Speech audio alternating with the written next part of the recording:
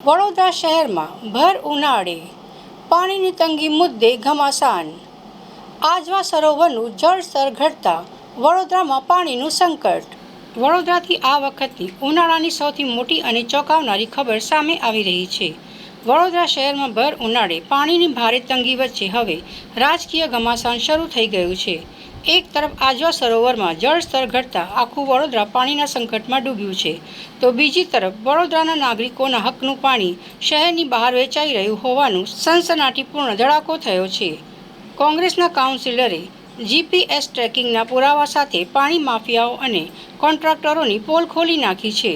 આ આક્ષેપો અને વિવાદો વચ્ચે વડોદરાવાસીઓ માટે વધુ એક માઠા સમાચાર આવે છે કે આ જળ સંકટને પહોંચી વળવા માટે આજથી આગામી 1 મહિના સુધી આખા શહેરમાં પાણી કાપ ઝીકી દેવામાં આવ્યો છે. એટલે કે જનતા પાણી કાપ વેચશે અને કોન્ટ્રાક્ટરો પાણી બહાર વેચશે. ભર ઉનાળે 40થી વધુ ડિગ્રી તાપમાનમાં વડોદરાની જનતા ટીપે ટીપે પાણી માટે તરસશે અને સરકારી ટેન્કરો બહાર ખેતરો સીંચશે. એ પુરાવા સાથે સાબિત થયા બાદ હવે વડોદરા મહાનગરપાલિકા આ ભ્રષ્ટ કોન્ટ્રાક્ટરો સામે કેવા પગલાં લે છે તે જોવું રહ્યું. જે વોર્ડ પૂર્વ વિસ્તારમાં પાણી વોર્ડ નંબર 15માં વિવિધ મુદ્દાઓ બાબતે આજે મિટિંગ કરવામાં આવેલી હતી. એમાં જોઈએ તો હાલ મુખ્યત્વે પૂર્વ વિસ્તારમાં હાલ જે 15 નંબરમાં જે છે આજવા સરોવરથી પાણી આવે છે અને તેઓને 15 નંબરમાં આજવાથી જે પાણી આવે છે તેમાં ગત સપ્તાહમાં ખૂબ ઘટ પડેલ હતી, જેના કારણે મોનિટરિંગ કરી અને કામગીરી ત્યાં શરૂ કર્યા બાદ નવીન પોન્ટૂન પંપો ત્યાં શરૂ કરવામાં આવ્યા બાદ નાલંદા ટાંકી, પાણીગેટ ટાંકી, બાપોટ ટાંકી જેવા વિસ્તારોમાં પાણીના સંપના લેવલમાં સુધારો થયેલ છે. તેમજ 2 દિવસ અગાઉ જે પરિવાર રસ્તા પાસે રૂક્ષ્મણી પાર્ટી પ્લોટ પાસે એક લીકેજ મુખ્ય ફીડર લાઇન પર લીકેજ મળી આવ્યું, જે લીકેજ પણ તાત્કાલિક ધોરણે વિધિન 24 કલાકમાં જ એને બંધ કરતા આ જે વિસ્તારમાં જે છે એ પાણીનામાં જે સ્તરમાં એટલે સંપના લેવલમાં સુધારો થયો. જે હાલ આપણે જણાવું કે હાલ આ જે પ્રશ્નમાં જે છે જોઈએ તો સુધારો આવેલ છે અને જે હાલ આગામી જે આયોજન છે એ નિમેટા ખાતેથી ટૂંક સમયમાં જે પાણી શરૂ થશે ત્યારબાદ ચોક્કસથી જે તમામ જે અગાઉની જે જૂની સમસ્યાઓ છે એનો પણ ઉકેલ આવી જશે. કોન્ટ્રાક્ટરો અને તક સાધુઓની ખોટ નથી. સમગ્ર પૂર્વ વિસ્તારના જાણે શ્રાપ લાગ્યો એમ પાછલા 5 વર્ષ વેલજી રત્ના સોરઠિયાએ જે બગાડ્યા છે એ હાલમાં પણ સમગ્ર પૂર્વ વિસ્તારની તમામ ટાંકીઓ અને જનતા પાણી વગર છે અને ઘણી જગ્યાએ ટેન્કરોથી પાણી જાય છે. એટલે ટેન્કરના જે સંચાલકો કોન્ટ્રાક્ટરો છે એ પણ હવે ચોરીઓ કરવા માંડ્યા છે.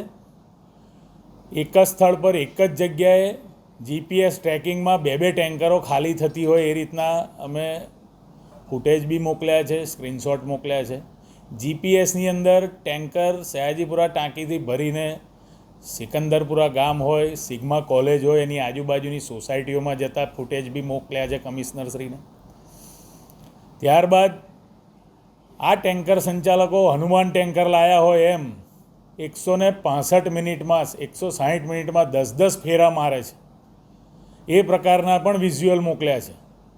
ત્યારે કોઈપણ રીતે કમાઈ લેવાની જ વૃત્તિ પ્રજા જ્યારે હાડમારી ભોગવતી હોય અને છતાં બી એને ટેન્કર ના પહોંચે ત્યારે શહેરની બહાર કોર્પોરેશન હદની બહાર કોર્પોરેશનનું પાણી લઈને વેચવું, આ પ્રકારની સિસ્ટમ જીપીએસ પરથી પકડાઈ છે જે એમણે જ મૂકેલી છે.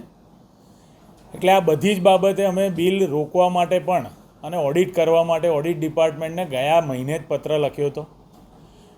પણ આ ટેન્કર સંચાલકોથી લઈને અધિકારીઓથી લઈને તમામ લોકો આ પૂર્વ વિસ્તાર પર ક્યારે દયા ખાશે એ વિચારવાનું રહ્યું. ને સાથે સાથે જે ત્રીજી નવી લાઈન આવવાની વાત છે, કમિશનરશ્રીને પણ તમામ અધિકારીઓ ગેરમાર્ગે દોરી રહ્યા છે. પહેલાં ઇલેક્શન પહેલાં કમિશનરશ્રીએ એવું સ્ટેટમેન્ટ આપ્યું હતું કે એપ્રિલ મહિનામાં ત્રીજી નવી લાઇનનું પાણી આવશે, પૂર્વ વિસ્તારને પાણી મળશે. 1 અઠવાડિયા પહેલાં કમિશનરશ્રી સ્ટેટમેન્ટ આપે છે કે જૂન મહિનાના એન્ડ સુધી આવી જશે. જ્યારે આજે અમે ઝોનલ સંકલન બેઠકમાં અધિકારીઓને પૂછ્યું ત્યારે એમણે ઊભા થઈને જવાબ આપ્યો કે ઓગસ્ટ મહિના સુધી આવશે.